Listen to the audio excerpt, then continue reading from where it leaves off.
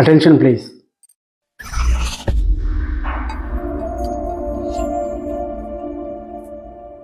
విదేశాల్లో చదువుకోవడం ఇదేం కొత్త కాన్సెప్ట్ కాదు. మహాత్మా గాంధీ, మన తొలి ప్రధాని జవహర్లాల్ నెహ్రూ వీళ్ళందరూ బయట చదువుకున్న వాళ్ళే. ముఖ్యంగా న్యాయ విద్య అభ్యసించారు. అలా అభ్యసించడం వల్ల విదేశాల్లో స్వేచ్ఛకున్న విలువ, రాజ్యాంగంలో ఉండే అంశాలు అలాంటి అంశాల మీద చాలా విషయాలు వాళ్ళకి తెలిసి వచ్చాయి.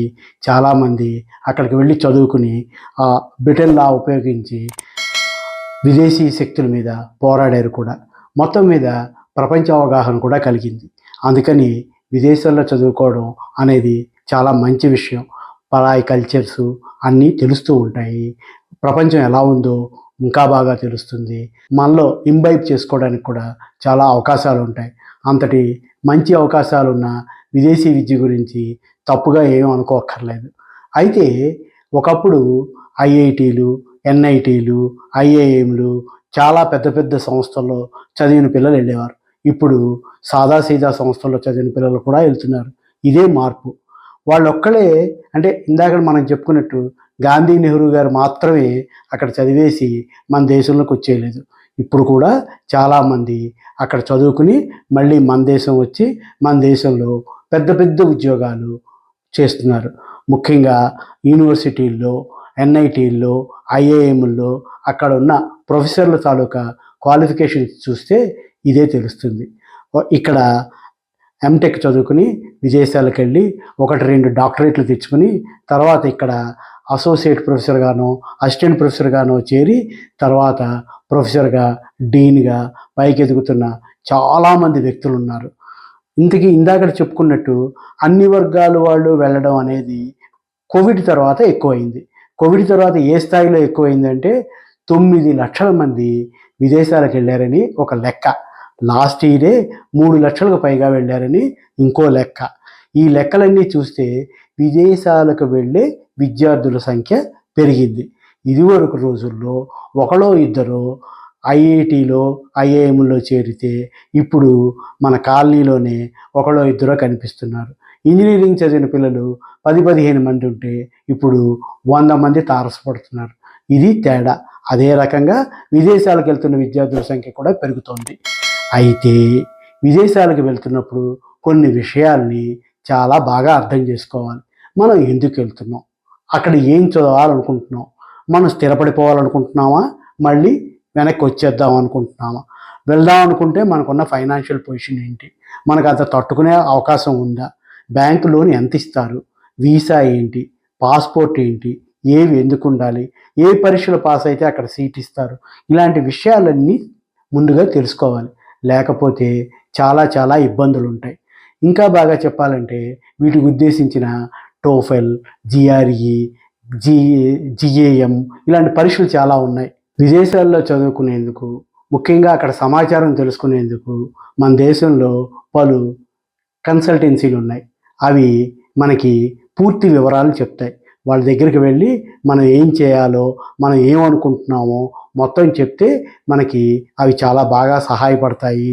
చాలా సులువుగా ఆ దేశం వెళ్ళేందుకు సహకరిస్తాయి. అలాంటి సంస్థలు కొన్నిటి గురించి చెప్తాను. ఐడిపి ఎడ్యుకేషన్ 5 దశాబ్దాలుగా ఈ సంస్థ ఉంది. మొదట్లో దీన్ని ఆస్ట్రేలియన్ ఆసియన్ యూనివర్సిటీస్ కోఆపరేషన్గా చెప్పుకునేవాళ్ళు. తర్వాత ఇది ఐడిపి ఎడ్యుకేషన్గా పేరు మార్చుకుంది.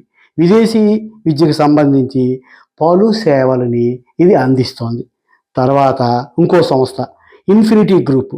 దీనికి కూడా 2 దశాబ్దాల అనుభవం ఉంది. దీనికి 300 యూనివర్సిటీలతో పార్ట్నర్షిప్ ఉంది. 2500 వరకు గ్లోబల్ పార్ట్నర్స్ ఉన్నారు. Study abroad, counselling, university selection, application అన్ని వివరాల్లోనూ ఇది చాలా సహాయపడుతుంది.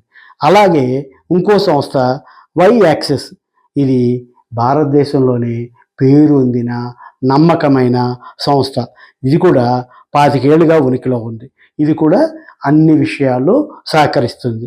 తర్వాత ఇంకో మంచి సంస్థ ఎడ్విన్ ఇంటర్నేషనల్. దీనికి కూడా మన దేశంలో మంచి పేరుంది. Counselling, university selection, application process ప్రతి విషయంలో చాలా బాగా సహకరిస్తుంది. ఇంకో సంస్థ మాన్యా గ్రూప్. ఈ ది ప్రిన్స్టన్ రివ్యూ ఇండియా అని కూడా దీన్ని అంటారు. ఇది చాలా అనుకూలంగా ఉంటుంది. మనకి ఎన్ని మార్కులు వస్తే విదేశాల్లో ఏ యూనివర్సిటీలో సీట్లు వస్తుంది, ఎక్కడ చదువుకోవచ్చు, ఎలా చదువుకోవచ్చు, ఏ మేరకు ఖర్చు అవుతుంది, అలాంటి మైన్యూట్ వివరాలు, ముఖ్యంగా SAT, ACT, GRE, GMAT, IELTS, TOEFL preparation, language training, career counselling ఇలాంటి సేవలన్నీ అందిస్తోంది. ఇంకోటి కెరీర్ మ్యాట్రిక్స్. ఈ సంస్థకి 15 ఏళ్ల సర్వీసు అనుభవం ఉంది.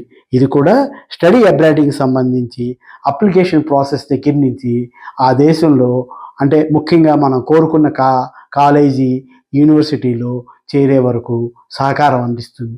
ఇలాంటి సంస్థలు మన దేశంలో చాలా ఉన్నాయి. ఇప్పుడు నేను చెప్పినవి మచ్చుకు కొన్ని మాత్రమే.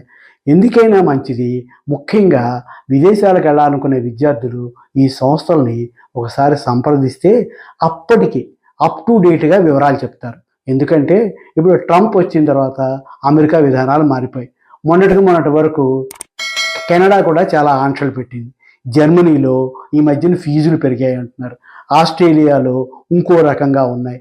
ఇప్పుడు ఎక్కువ మంది ఆస్ట్రేలియా వైపు మొగ్గు చూపుతున్నారు. లండన్ వైపు కూడా వెళ్ళేవాడు, బ్రిటన్కి వెళ్ళేవాళ్ళు కూడా చాలా ఎక్కువ ఉన్నారు.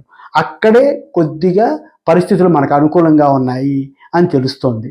ఇంతకీ ఈ విషయాలన్నీ ఆ రోజుకి మనం వెళ్ళాలనుకునేటప్పటికి తెలియాలంటే ఈ సంస్థల్ని ఒకసారి కలుసుకుంటే అప్పటికి ఏది బాగుంది, మనం చేయాల్సిన కోర్స్ ఏంటి, ఆ కోర్సుకి ఏ దేశం వెళ్తే మంచిది, ఏ యూనివర్సిటీ అయితే బాగుంటుంది, ఇలాంటి వివరాలు తెలుసుకోవాలంటే మొదట ఎడ్యుకేషన్ కన్సల్టెన్సీని, అది విదేశాలుగా విద్యార్థులను పంపే కన్సల్టెన్సీని కలుసుకొని అక్కడ మాట్లాడితే చాలా మంచిది. మళ్ళీ మరో అంశంతో మీ ముందుకు వస్తాను. నమస్తే.